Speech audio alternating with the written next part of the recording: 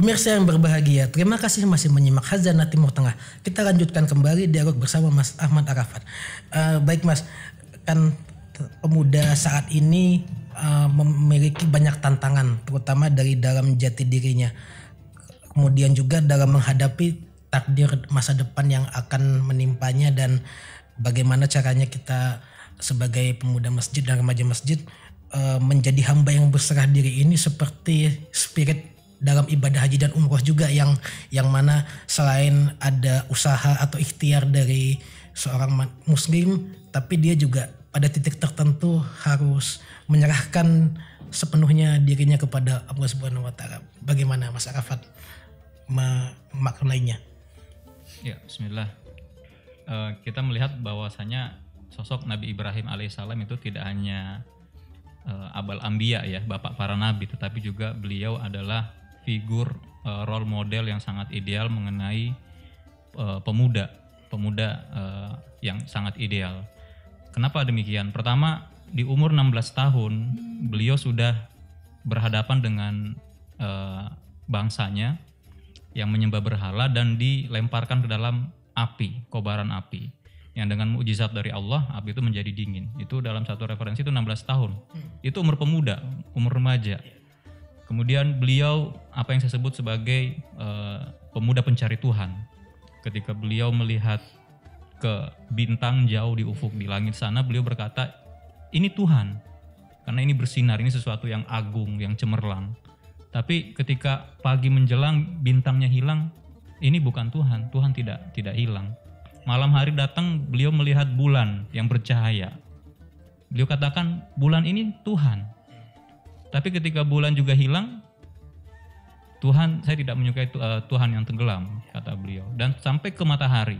Beliau kira matahari juga dengan sinarnya yang menyilaukan, dengan cahayanya, dengan bagaimana matahari di beberapa peradaban disembah ya, dewa matahari. Tapi beliau kembali akhirnya pada kesadarannya dan berserah diri bahwasanya ya Allah itu adalah yang menciptakan itu semua, yang menciptakan alam semesta, yang menciptakan dirinya, dan disitulah beliau memperoleh sebuah pencerahan. Dan itulah dikatakan dalam Al-Quran ketika Allah mengatakan kepada Nabi Ibrahim, berserah dirilah. Maka Nabi mengatakan, aslamtu lirabbil alamin, saya berserah diri. Nah, saya pikir dalam konteks kekinian ya, kita memang melihat banyak pemuda-pemuda itu kehilangan arah.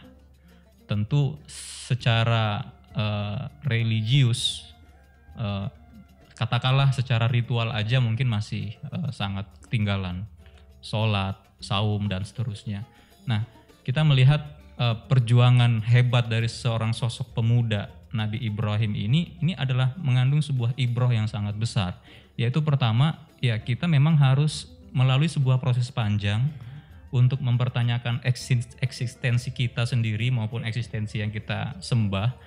Dan pada satu titik kita harus memutuskan bahwa ya inilah jalan yang kita ingin tempuh, inilah din, inilah agama yang harus kita yakini dan kita jalankan dan harus kita pegang teguh. Saya pikir sekarang isu yang terbesar yang kita hadapi adalah bagaimana orang-orang yang beragama diberi stigma. Orang-orang yang ingin memegang teguh keyakinan agamanya secara maksimal terlepas berbagai macam latar belakang dan kemudian masa lalunya, itu seringkali mendapat cap-cap yang negatif ya, entah radikalis ya dan lain-lain segala macam. Dan memang disitulah ujian keimanan. Kata Nabi, akan tiba suatu masa di mana orang yang beragama dengan benar itu laksana memegang bara api. Jadi sekali lagi dengan cerita kisah panjang dari sosok Nabi Ibrahim, dengan apa yang tadi kita singgung di muka, kita mesti melihat bahwasanya sebuah peradaban besar itu tidak dibangun dalam satu malam. Tetapi buat saya, apa yang Nabi Ibrahim alaihissalam telah demonstrasikan dan buktikan dan wujudkan, itu adalah sebuah bukti keagungan nilai iman, kebenaran nilai tauhid, dan sampai saat ini kita bisa melihat bekas-bekas jejak-jejak peninggalannya yang dirayakan oleh orang Islam.